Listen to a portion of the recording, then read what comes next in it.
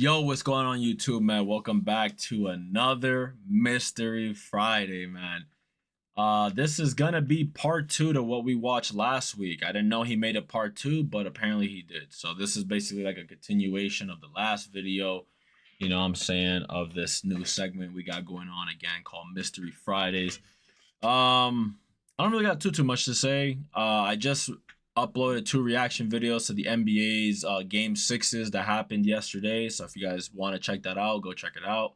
I don't know if you guys are into the NBA, but if you guys are, go check it out. Without further ado, let's get into it. You guys can see on the screen right here all the different topics we're gonna cover. Let's just learn, man. Let's learn something new. African-American slavery began in 1619, when the first African captives were brought to the British colony of Virginia. Over the next 2 centuries, slavery became a central institution, especially in the southern states, where the economy relied heavily on agricultural production, specifically tobacco, cotton, and sugar. Millions of Africans were forcibly taken from their homelands, shipped across the Atlantic in brutal conditions, and sold into lifelong oppression. Slavery lasted until the Civil War, when the Emancipation Proclamation was issued in 1863 by President Abraham Lincoln, freeing enslaved people in Confederate-held areas. However, it was not until the 13th Amendment to the U.S. Constitution, ratified in 1865, that slavery was officially abolished across the entire country. An estimated 12 to 15 million Africans were enslaved during the transatlantic slave trade, though many millions more were indirectly affected, including the descendants of enslaved people and those who suffered from the economic and social systems built upon slavery. Enslaved people endured extreme physical and psychological suffering, including family separation, forced labor, and violence. And after the emancipation, formerly enslaved African Americans faced significant challenges, including systematic racism, poverty, and limited access to education, employment, and political rights. The impact of slavery continued through segregation, disenfranchisement, and racial violence well into the 20th century. But thankfully, the civil rights movement of the 1950s and 60s became a turning point in the fight for equality, leading to a legislation like the Civil Rights Act of 1964 and the Voting Rights Act of 1965. The impact of slavery is still felt today in the racial disparities in wealth, education, criminal justice, and health in the United States, and many African Americans continue to work towards social and economic justice, addressing the continued effects from this tragic chapter in history. King Leopold II of... Hold on. Two things. One, if you guys hear a lot of noise in the background, it's because they're cutting down a tree in the back of my house. So I want to just apologize in advance for that. But something that I didn't really know, I didn't know how many people it was. He said 12 to 15 million people were brought over here forcefully. So what I'm wondering is, did they pull up with like guns and stuff? Because I'm thinking if it's that many people, they couldn't like overpower these dudes that just came by and was like, yo, like you gotta hop on this ship. You know what I mean? Like, I don't really know what went on back in those days, but that's just my assumption. Like they had no way to fight them, you know? Belgium's invasion of the Congo began in the late 19th century, with the formal establishment of the Congo Free State in 1885 under Leopold's personal control. He portrayed his mission as a humanitarian effort to civilize the Congo, but in reality, it was driven by greed and the desire to exploit the region's natural resources. Leopold ruled the Congo Free State as his private colony from 1885 until 1908, during which he subjected the local population to extreme brutality. Villagers were forced into labor under horrible conditions, with strict quotas for rubber collection enforced by violent punishments, including mutilations, beatings, and executions.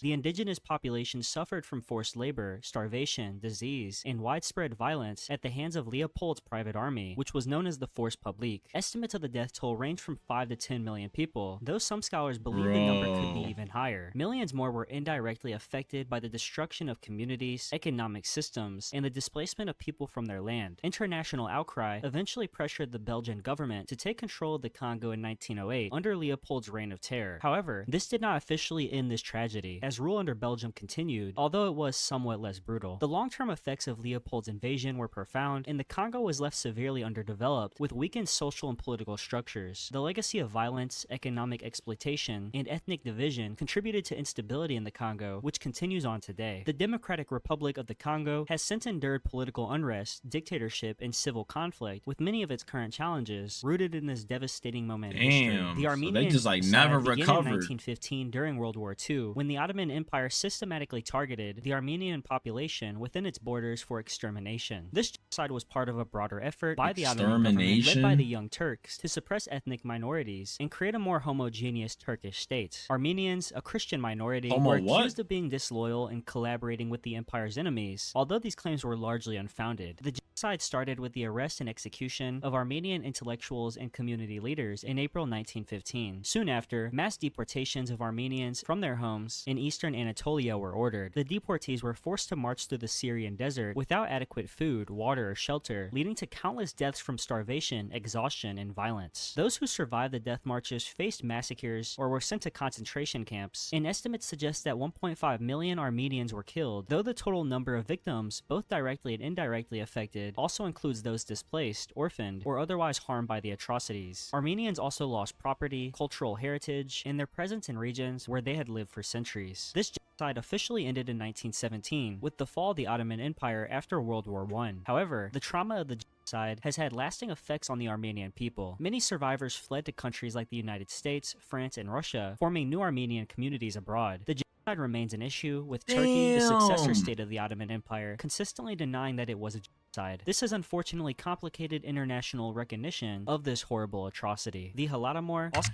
Yo, is it me, or do you guys just feel like the whole Middle East has just always been cooked, bro? Like, I don't think I've ever heard of a time where the Middle East was valid. Like, there's just always something going on over there.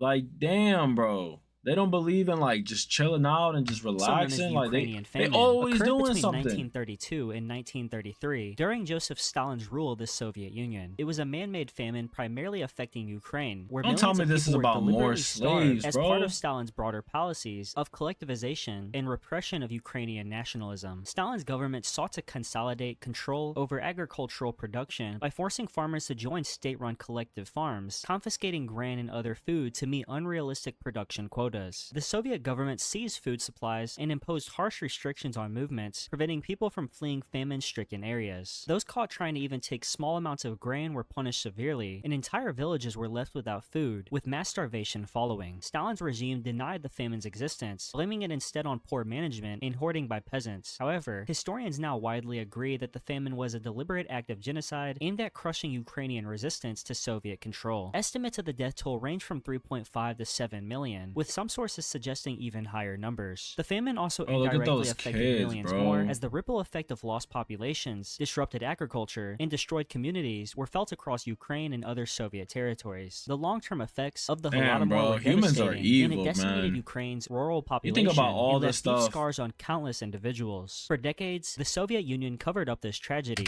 Bro, you think about all the stuff that's happened in human history, like violence-wise and massacres and all this, is like, bro, humans are so evil, and it was bro. not until the 1990s, after Ukraine gained independence, that it began to be recognized internationally as a genocide.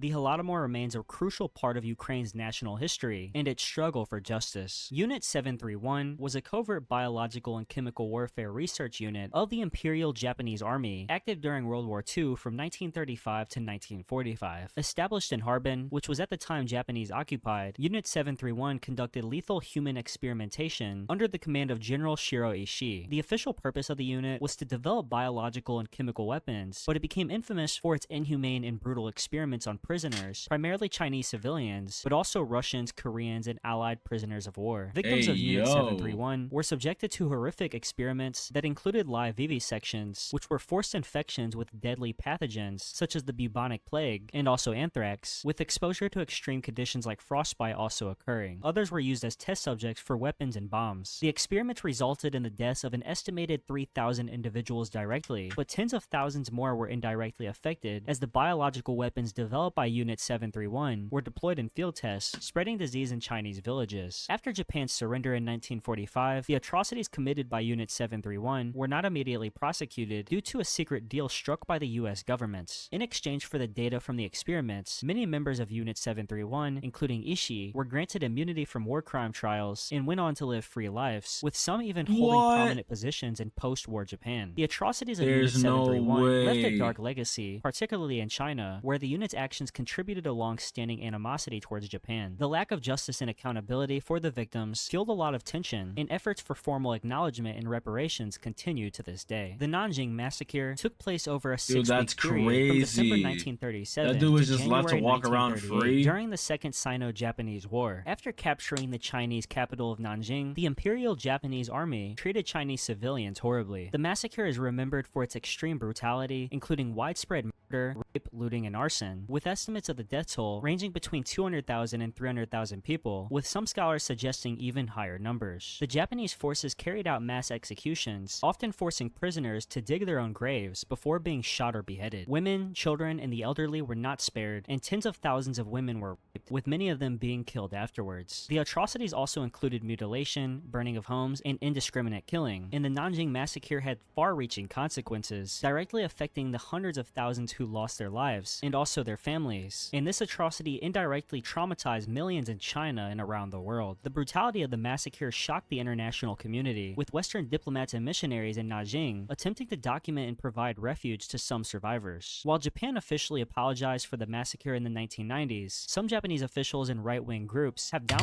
an apology? Bro. What?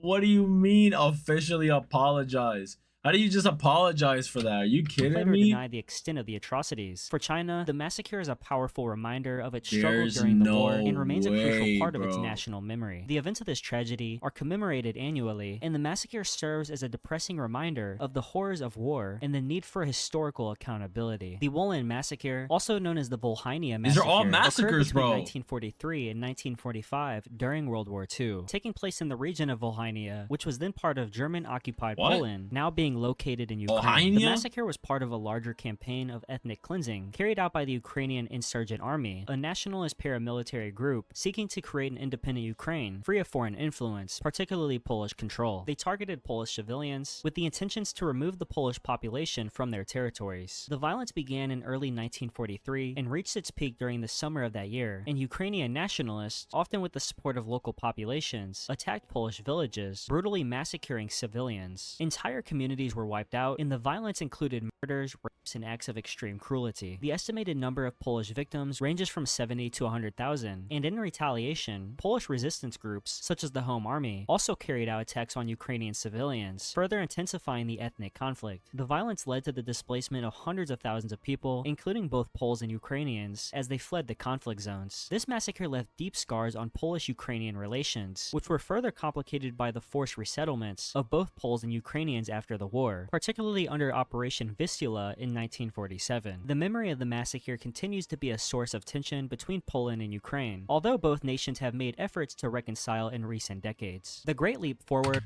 Damn, so Ukraine's really just been going through it for like ever, bro. Like, I think Ukraine's been mentioned like 2 or 3 times already in this video, and these are things that have happened a long time ago. Damn, bro. And they're going through that war or whatever it is they're going through right now with Russia. Like, damn, bro. It was a social and economic campaign launched by Chinese Communist Party leader Mao Zedong from 1958 to 1962. Bro, that haircut. Rapidly transforming China into a social. Hold on. I'm sorry. I don't mean to pause it, but you know what that haircut reminds me of?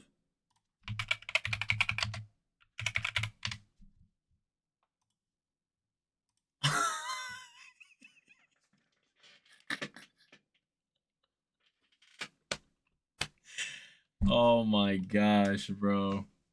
Unreal.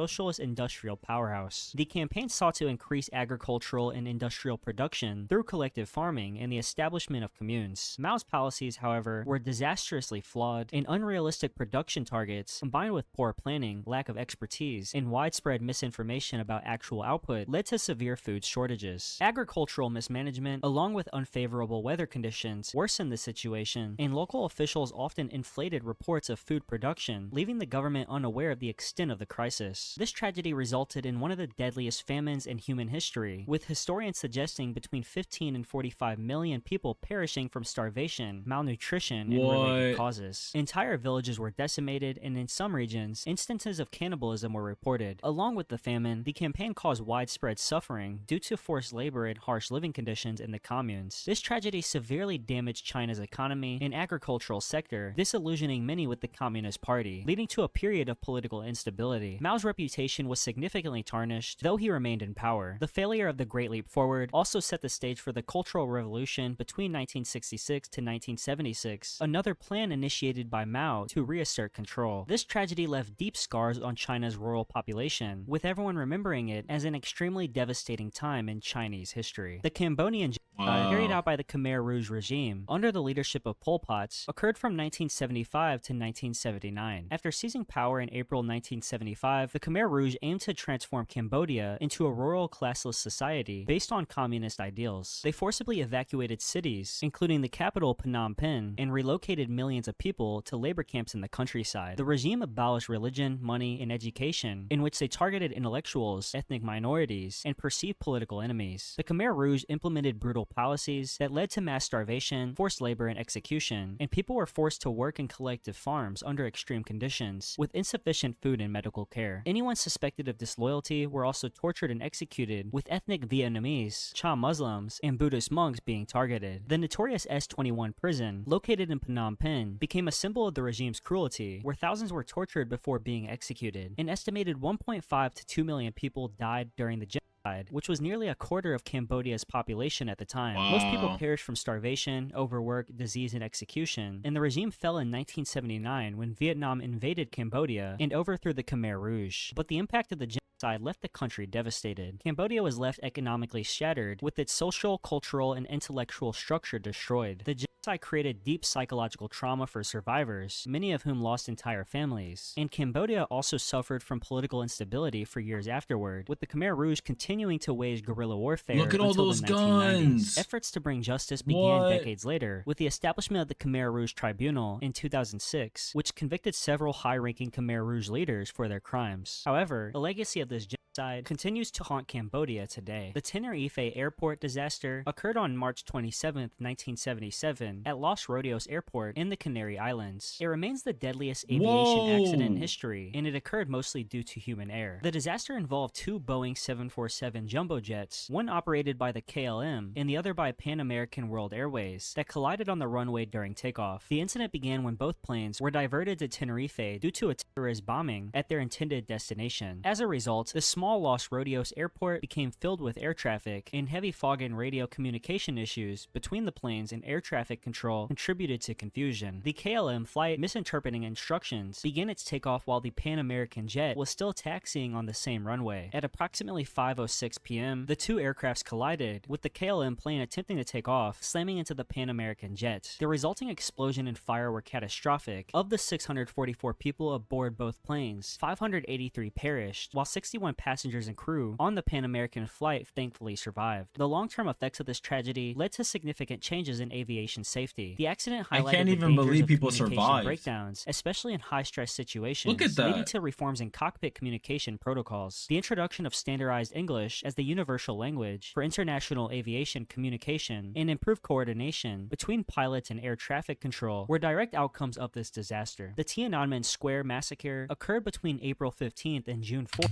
Bro, if you guys it's crazy that I'm even noticing this, is that that airport was the only thing on this list that has not been a massacre. As you guys can see right here, we have another massacre coming up.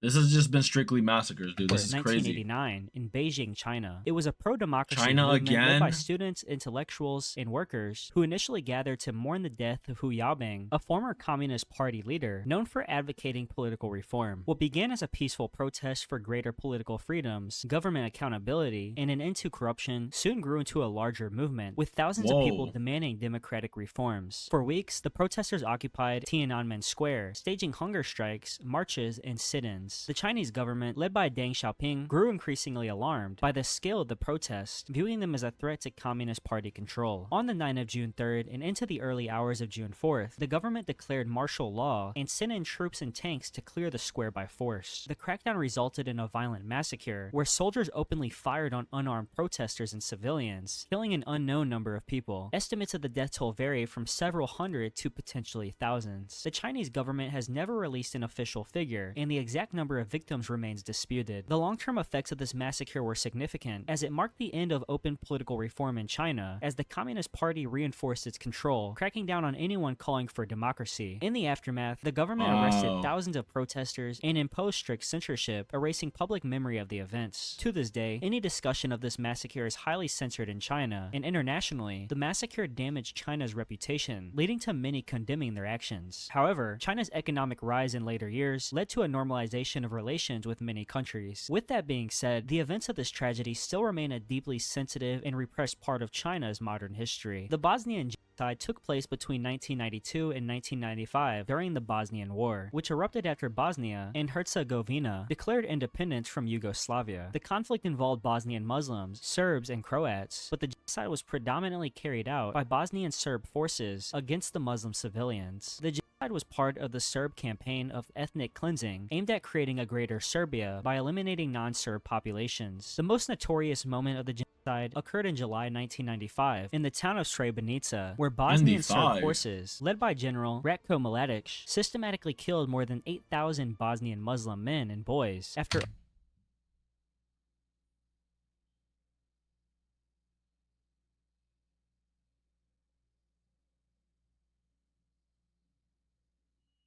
My fault, y'all. overrunning a United I heard Nations something safe downstairs. area, and this made this massacre I the don't know worst what it was. atrocity in Europe since World War II. Mass rapes, concentration camps, and other forms of brutality were also widespread throughout the war, with an estimated 100,000 people being killed and approximately 25 to 30,000 deaths being directly linked to genocidal acts. The war left deep ethnic and political divisions in Bosnia, which carries on to this day. In the 1995 Dayton Accords, which ended the conflict, created a fragile peace, but left Bosnia a divided Dang, look country. at his The freaking International hairline. Criminal Tribunal What for the the former heck? Yugoslavia eventually convicted key figures for their war crimes and genocide. But with that being said, this tragedy remains a painful moment in European history. The Rwandan genocide occurred over a span of 100 days, from April 7th to mid-July 1994, and was one of the most brutal and swift genocides in history. It was orchestrated by the Hutu-led government, targeting the Tutsi ethnic minority, as well as moderate Hutus. Long-standing ethnic tensions between the majority Hutu and minority Tutsi, which was worsened by colonial rule and years of political conflict, I'm lost by exploded these into names. violence following the assassination of Rwandan President Juvenal Habyarimana, when his plane was shot down on April 6, 1994. Radical Hutu militias, along with government soldiers, launched a systematic campaign of slaughter. Civilians were urged via state radio broadcasts to kill their Tutsi neighbors, and armed with machetes, clubs, and rifles, perpetrators killed an estimated 800,000 people in just 3 months. Tutsi women were also subjected to widespread sexual violence, with many raped and tortured before being murdered. The genocide ended when the Tutsi-led Rwandan Patriotic Front, also known as the RPF, led by Paul Kagame, seized control of the country in July 1994. However, the aftermath left Rwanda shattered, with millions displaced, tens of thousands of orphans, and nearly the entire Tutsi population decimated. The long-term effects of the genocide were devastating, and Rwanda was left with deep societal wounds, including massive loss of life, traumatized soldiers, and a severely damaged economy. The genocide also created an international refugee crisis, with many Hutus fleeing to neighboring countries, where some reorganized to continue fighting the RPF. The international community faced heavy criticism for its failure to intervene during the massacre, and in recent years since, Rwanda has undergone remarkable recovery. The government has promoted reconciliation and justice through initiatives like the Gacaca Courts, aimed at addressing the crimes of the genocide. The Paris bombings, part of a coordinated series of terrorist attacks, occurred on the night of November 13th. Oh, I remember 2015. learning ISIS about claimed this. responsibility for the attacks, which targeted multiple locations across the city. The attackers used bombs, guns, and suicide vests, spreading chaos and terror across Paris. The violence began at around 9:20 p.m. when suicide bombers detonated explosions outside the Stade de France during a football match between France and Germany, which was attended by French President François Hollande. Around the same time, gunmen opened fire at crowded cafes, cafes, and restaurants in central Paris, killing dozens. The deadliest attack occurred at the Bataclan Concert Hall, where 3 gunmen took hundreds of hostages during a performance of the American band Eagles of death metal. After a standoff, French security forces stormed the venue, but not before 90 people were killed inside. In total, 130 people were killed and over 400 were injured, making it one of the deadliest terrorist attacks in Europe in recent years. The attackers were mostly French and Belgian nationals who had been radicalized and trained by ISIS. The long-term effects of the Paris bombings were profound, both in France and across Europe. In France, the attacks led to a nationwide state of emergency, which lasted nearly 2 years, granting authorities expanded powers to conduct raids and arrests. The French government also intensified its military operations against ISIS in Syria and Iraq. Socially, the attacks heightened tensions over immigration, security, and the presence of radical Islam in Europe, fueling debates over counter-terrorism measures and also civil liberties. The bombings also strengthened international efforts to combat terrorism, with France playing a leading role in the global fight against ISIS.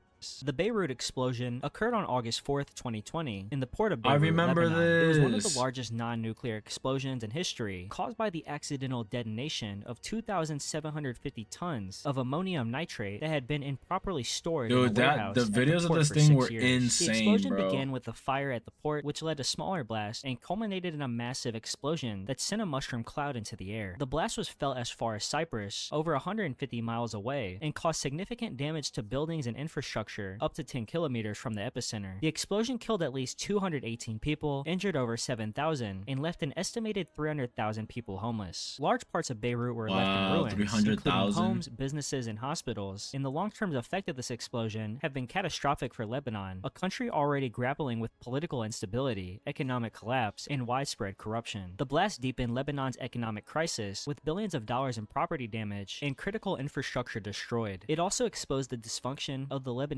government, as investigations revealed that officials had known for years about the dangerous storage of ammonium nitrate, but took no action. Public outrage over the government's negligence fueled mass protests and political turmoil, and the explosion prompted the resignation of the Lebanese government, but meaningful reform has remained elusive. The country's economy continues to suffer, with high inflation, unemployment, and a collapse of basic services. International aid efforts have been ongoing, but rebuilding has been slow, and many survivors are still seeking justice. Thank you very much for watching this video.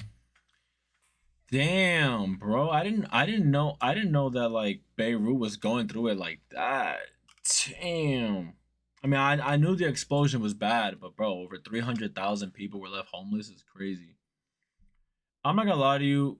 This video was not what I expected, because if you guys remember from last week's video, it did not have all these massacres. There was literally only 3 out of all the videos that he showed here that were not massacres. Like, that's damn, bro. Human beings are evil, man. That's all I really gotta say. Human beings are freaking evil. I hope you guys enjoyed the video. You know what I'm saying? If you guys are not subscribed, make sure you guys subscribe. Like the video if you guys liked it. As always, I'll see you guys next week for the next Mystery Friday. See you guys soon, man. Peace.